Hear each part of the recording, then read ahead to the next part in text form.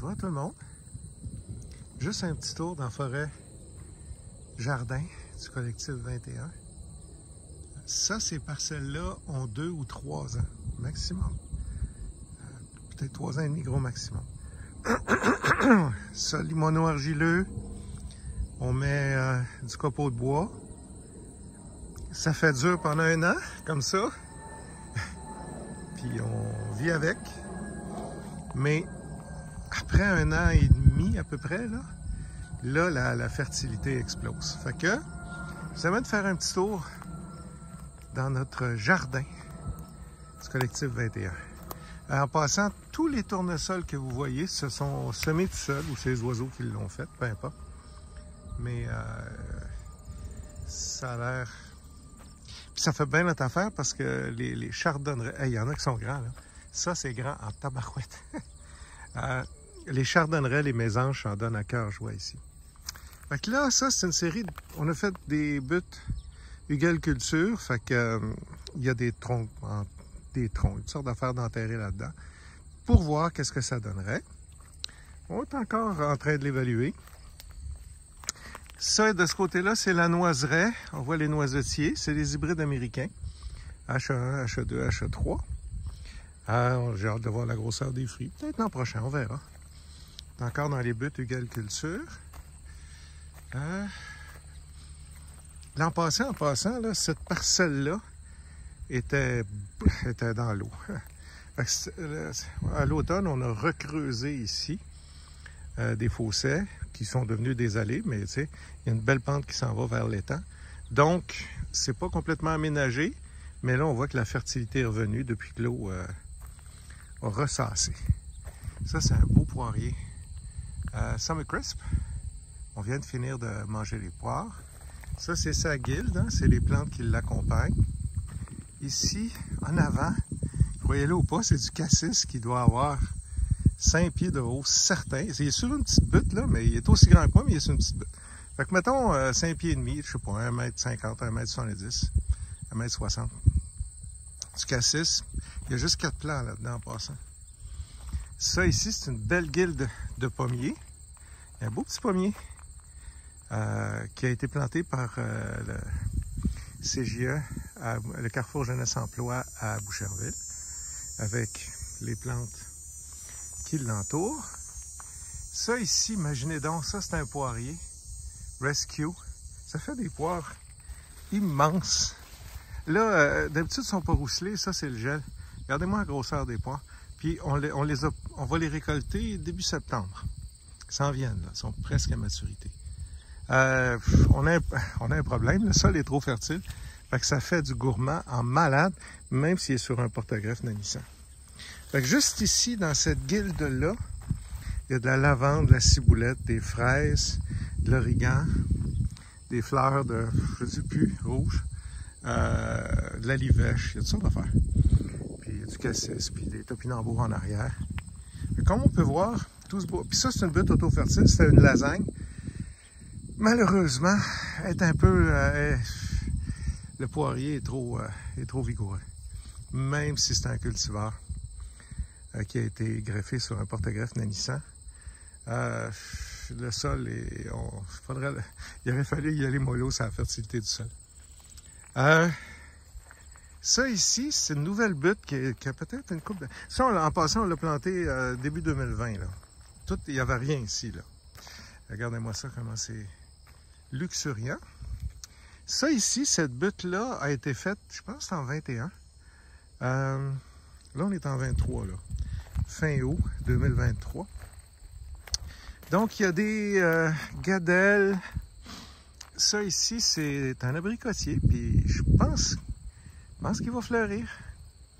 Il y en a 3 des abricotiers ici. On n'a pas complètement terminé d'aménager ici. L'idée, c'est toujours de prendre la place avec des plantes qu'on veut, plutôt que de laisser des adventices prendre la place. Remarquez que ce qui a été planté est comme wow! Ça, des rues de béquilles. Bon. Il y a des choses qu'on n'a pas plantées, comme l'achillée, on le laisse ça. Le mélilo, on le laisse là. Mais ça, c'est un autre beau petit abricotier, planté en 2020. devrait fleurir, ça aussi. Il y en a infini tournesol dans le coin ici. Un autre rudbeckie. Tournesol. Puis en arrière de ça, un bel abricotier qui lui aussi pousse en malade. Ça, je me souviens jamais. Ça va revenir. Il y a un petit pommier dans le coin là. Ça, c'est la fin du jardin. Puis après ça, c'est Louis Infirmier qui fait les foins. Un autre plan. Tu sais, c'est quand même que je vous dirais que le sol n'est pas fertile ici. On a un sol hyper fertile. Il faut juste doser un petit peu.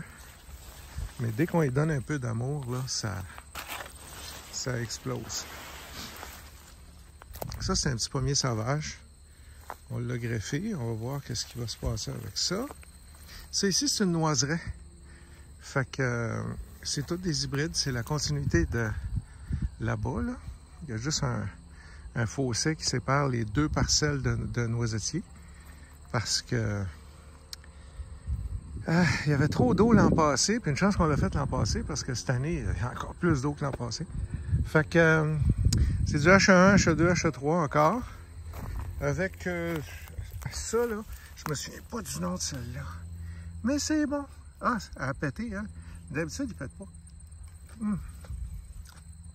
Ça, là, ça n'a pas de ballon. On dirait des cerises. Il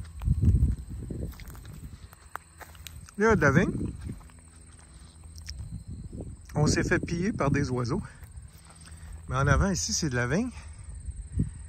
Puis là-bas, c'est une autre pouponnière. On a complètement perdu le contrôle. C'est des noyers hybrides. Cendrés avec de l'asiatique dedans, je ne sais plus trop. Mais ça pousse, ça n'a pas de bon sens. Là, il faut sortir ça avec une pépine. Donc, ça, c'est un sol qui était supposé être ingrat. Qu'on nous avait dit, il n'y avait pas assez de sol. Puis, c'était juste bon pour faire du foin. Donc, on a fait des buts. Donc, ça veut dire qu'on a pris du sol à certains endroits pour l'amener ici. Fait que où on passe, on a baissé le niveau. Puis, où les camions, où les personnes passent. Donc, on a baissé le niveau. Puis, on a remonté. On a fait des buts. On a remonté le sol pour avoir assez de sol pour un arbre fruitier. Tu sais, on a, dépendamment des endroits, on a entre 30 cm et 1 mètre de sol. C'est hyper lourd, c'est de la grosse argile bleue. Tu sais, dès qu'on descend à 30 cm, là, on frappe de l'argile ici. Mais on frappe juste de l'argile, tu sais. Mais en mettant le copeau de bois, les animaux mélangent tout ça doucement, puis là, ben, la fertilité, comme vous pouvez voir, elle explose. Ça ici, là, au printemps 2020, il n'y avait strictement rien ici. Puis là, je suis obligé de vous dire... Tu sais, ceux qui veulent acheter des gros arbres, là, parce qu'ils disent que ça va aller plus vite, c'est tous des petits qu'on a plantés.